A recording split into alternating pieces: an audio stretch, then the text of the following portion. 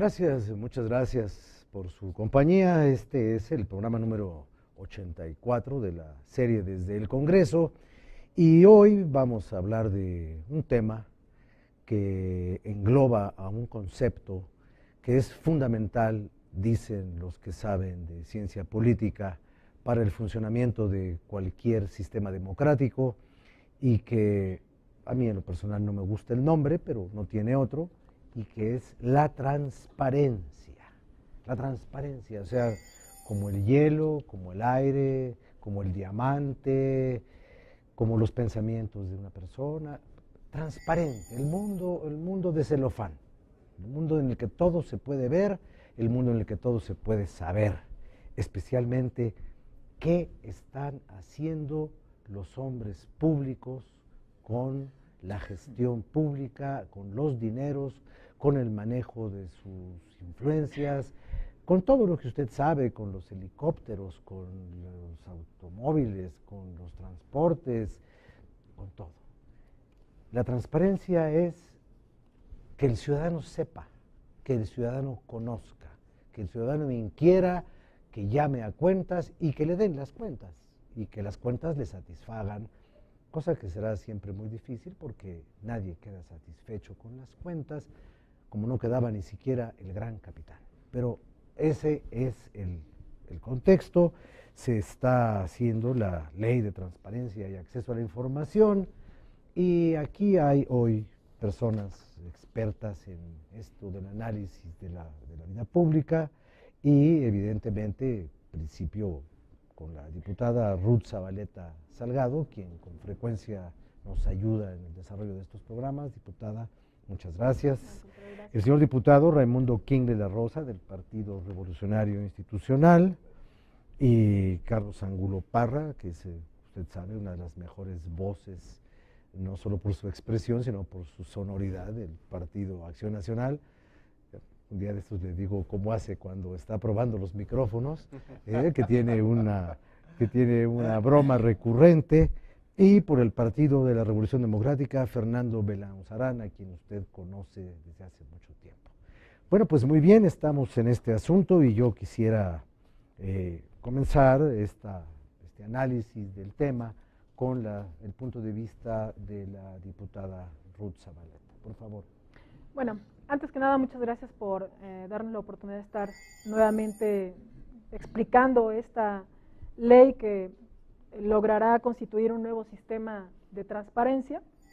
Y lo digo un nuevo sistema porque ya tenemos una ley federal que también hace 5 o 6 años costó muchísimo trabajo impulsar. En ese tiempo el doctor Lujambio fue el responsable de estar convenciendo, digamos, a que se lograra una ley propia del avance de la democracia en nuestro país, y me parece que esta ley general de transparencia, que va a constituir un sistema de transparencia, es lo que la gente en general había estado de alguna forma demandando, aunque no supieran que formalmente se tuviera que constituir de la manera que lo hemos constituido. O sea, la gente quiere que los funcionarios públicos transparenten lo que están haciendo, pero no decirnos: tenemos hechos 1000 eventos, tenemos realizadas tantas audiencias públicas, tenemos hecho alguna cosa en concreto, sino eso, qué resultados le da a la población, qué cambios se constituyen, cómo se transforma la población a partir de ejercer estos recursos en esos actos que ellos normalmente, o que los funcionarios públicos en general están manifestando. Pero voy más allá. Ahora se va a lograr que los partidos políticos, los sindicatos, una serie de instituciones que no venían contempladas dentro de la ley federal de transparencia para obligarlos a que transparentaran los recursos públicos que están dando de la forma que lo estamos haciendo en este nuevo sistema, se realice. Y un tercer punto mucho más importante es el de la coordinación entre la federación con los estados de la república. Pareciera cosa sencilla cuando aquí se propone de repente que se haga una comisión que coordine los trabajos con los congresos locales. Pareciera una broma, como que el Congreso de la Unión va a hacer una coordinación con los congresos locales. Es indispensable que haya una coordinación entre lo que se transforma en el ámbito federal con lo que se logra realizar en la cuestión local, y no es tan fácil. Tan es así que esta ley de más son 216 artículos y tiene una serie de transitorios que obligan a que los congresos locales tengan un periodo de 1 año para poder realizar la armonización de las normas y poder tener completo todo el sistema para hacer transparente precisamente lo que se está poniendo en este Por eso nuevo se llama sistema, sistema, ¿no? porque va a Claro. abarcarlo todo. Entonces es un poco pues difícil de haberlo concretado en este sistema, y por eso es lo loable, porque fue difícil, pero todos los grupos parlamentarios hemos logrado un acuerdo para que salga adelante, y sobre todo el aval de una institución como el IFAI, que estuvo todo el tiempo cuidando y siendo muy pulcro en estar pues constantemente con los senadores y con nosotros, logrando un intercambio de pues dudas, posiciones, explicaciones respecto a algunas cosas que surgían de este sistema de transparencia. Ahora, yo entiendo que esta nueva ley implicaría, por decirlo así, una segunda generación del concepto de la transparencia y su aplicación en México. La primera generación produjo al IFAI, la segunda generación produce la ampliación de los sujetos obligados, ya sean partidos, ya sean sindicatos. Y yo le pregunto al señor diputado Raimundo King si este contrapeso, tradicionalmente el gran contrapeso del Poder Ejecutivo, por lo menos, ha sido el Congreso. Ahora la sociedad impone, quizás a través del Instituto de Acceso a la Información, que va implícita la rendición de las cuentas y la apertura de los documentos y de los archivos, impone otro contrapeso al poder, pero al revisar y vigilar sindicatos y organizaciones no francamente gubernamentales, pues le pega muy duro a lo que quedaba del corporativismo, ¿no? Sí, así es. Primero que nada, pues muchas gracias. Y como que eso no le gusta a algunos, ¿no? No sé. Bueno, yo creo que es importante, antes que nada, agradecerte la invitación a este espacio tan importante de poder comunicar, ¿no?, asuntos relevantes para la vida de nuestro país. Y como bien mencionas, pues ante una evolución y una demanda de una sociedad inteligente, una sociedad bien informada, esto va obligando a que vayamos nosotros teniendo una acción pública transparente, ¿no?, como bien lo menciona esta ley, y que recordemos que hace alrededor de 1 año tuvimos esta reforma constitucional en varias disposiciones de la propia Constitución, y ahora que el Senado nos remite la ley general, en donde prácticamente hubo unanimidad, sí hay alcances muy importantes, como bien señalabas. Uno de los elementos o de los actores donde más ha habido reclamos y ha habido una decepción es en los sindicatos, en los partidos políticos, en el servidor público, y es ahí donde se está radicando principalmente que podamos nosotros evaluar conforme a la información que podamos tener, y siempre cuando haya de por medio la aplicación o el ejercicio de los recursos públicos, que es donde nosotros hemos tenido una opacidad al respecto, y que esto ha generado no solamente una decepción por parte de la sociedad, sino que no podemos nosotros ni fortalecer la democracia ni seguir hacia adelante. Entonces, estos sujetos que han sido aquí integrados en esta ley de transparencia, como partidos políticos, sindicatos, que principalmente yo creo que es un avance muy importante, adicional de que podamos nosotros tener información sobre condonaciones fiscales, etcétera, ¿no? Yo creo que aquí también, independientemente del avance que se dio, que nosotros celebramos, que el grupo parlamentario del PRI impulsó de forma decidida, sin lugar a dudas hay aún cosas que tenemos que seguir avanzando, hay que revisar las facultades propias de intervención del Instituto de Acceso a la Información sobre asuntos tan delicados como violación a los derechos humanos, entre otras, ¿no?, que todavía están ahí en el tintero y que seguiremos en la discusión. Pero yo creo que ese es un avance muy significativo y que, bueno, ponen ahora sí que en el escrutinio público con información veraz sobre el ejercicio propio, y que se adicionan los partidos políticos y los sindicatos. Hubo en estas discusiones que se dieron en el Senado, que se organizaron muchos foros, participaron muchas personas, hubo una discusión que desde mi punto de vista, no sé si ustedes me puedan ayudar a entenderlo, tuvo una enorme importancia porque, de acuerdo con este proyecto, el IFAI puede calificar de antemano la gravedad o la no gravedad de violaciones a los derechos humanos para así exigir que se entregue información. Pero constitucionalmente, la vigilancia y la evaluación y la protección de los derechos humanos no le toca al IFAI, le toca a la Comisión Nacional de los Derechos Humanos.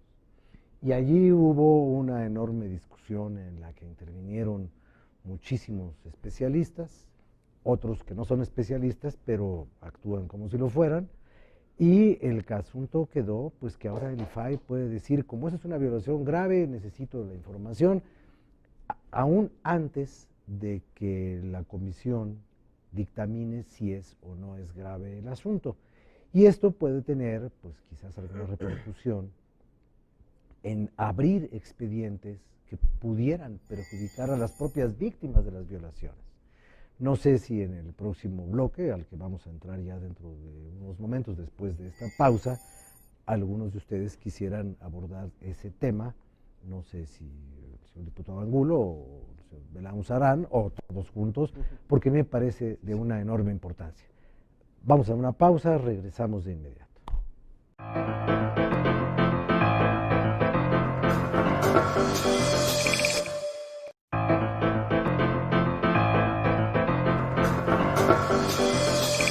Previo a esta pausa de la que hemos regresado, sobre este roce de esferas de acción entre el IFAI y la Comisión Nacional de los Derechos Humanos, en tanto que el IFAI ha dicho que frente a una violación grave de los derechos humanos es factible y es necesaria la petición de toda la información, mientras que la Comisión de Derechos Humanos dice sí, siempre y cuando la calificación de la gravedad de los hechos nos toque a nosotros, que estamos obligados constitucionalmente en esa materia, y no el Instituto Federal, que interviene en todo, absolutamente en todo.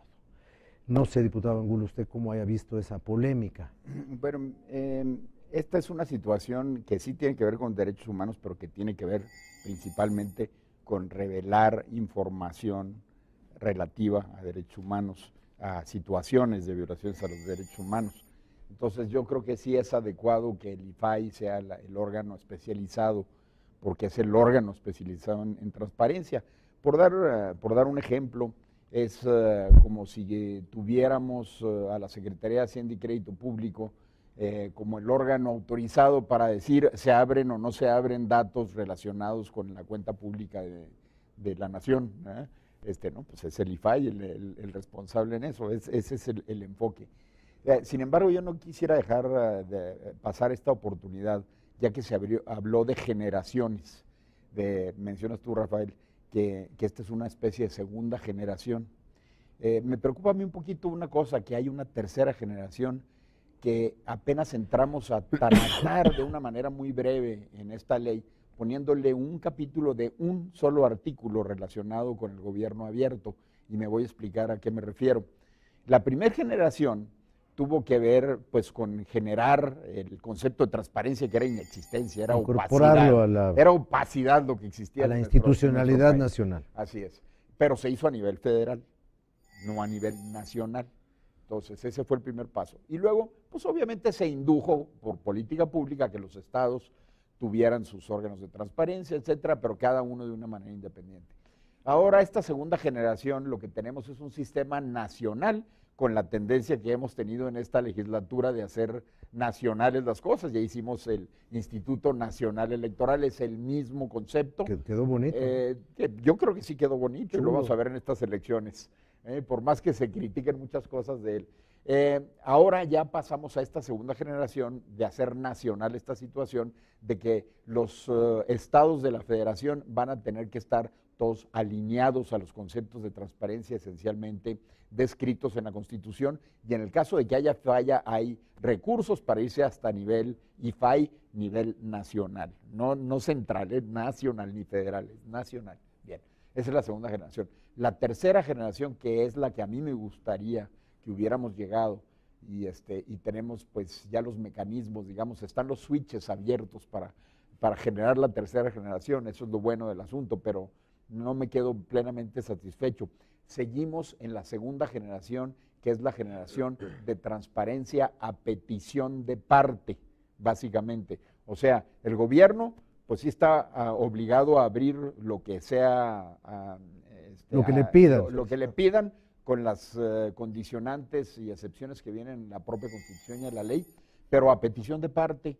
Hay un artículo en donde se induce al gobierno, ¿verdad?, a tener un gobierno, lo que se llama gobierno abierto. Y el gobierno abierto, lo quiero escribir muy brevemente, es todo acto de gobierno, todo acto administrativo vaya acompañado con una apertura y transparencia total. Como la ley de hidrocarburos, eso ya lo trae la ley de hidrocarburos.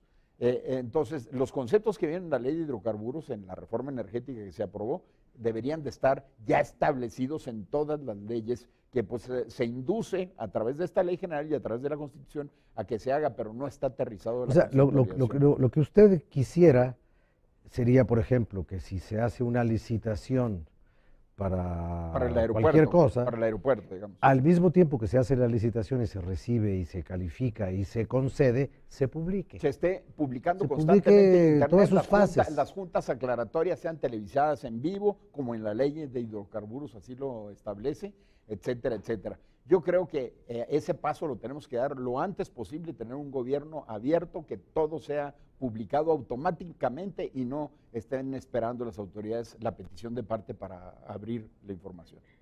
Muy bien, pues esa es la que sería la plenitud, quizás, del concepto de la vigencia administrativa y política del concepto de la transparencia. Sí.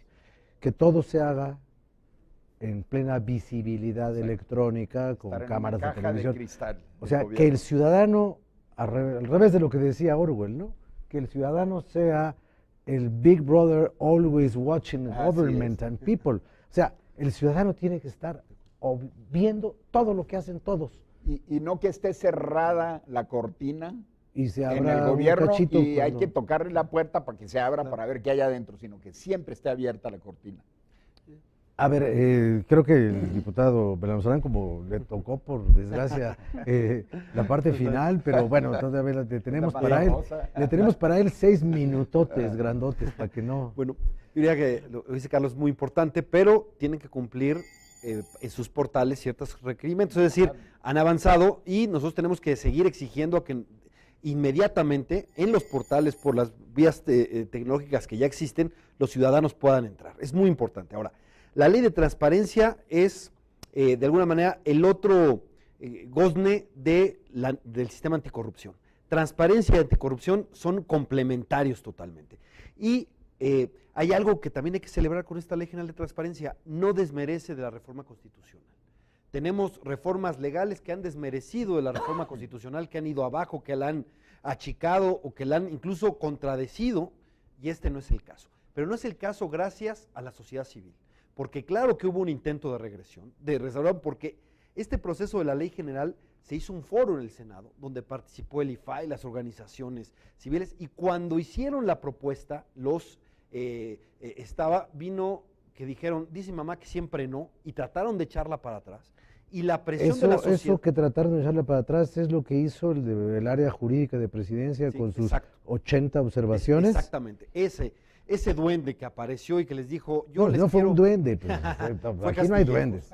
Y es verdad, el duende Castillejo, si quieren llamarlo, pero bueno, exactamente. Y la sociedad hizo frente, hubo un debate público y en la opinión de todos ganó la sociedad y se impuso, y lo que vamos a votar es un triunfo de la sociedad.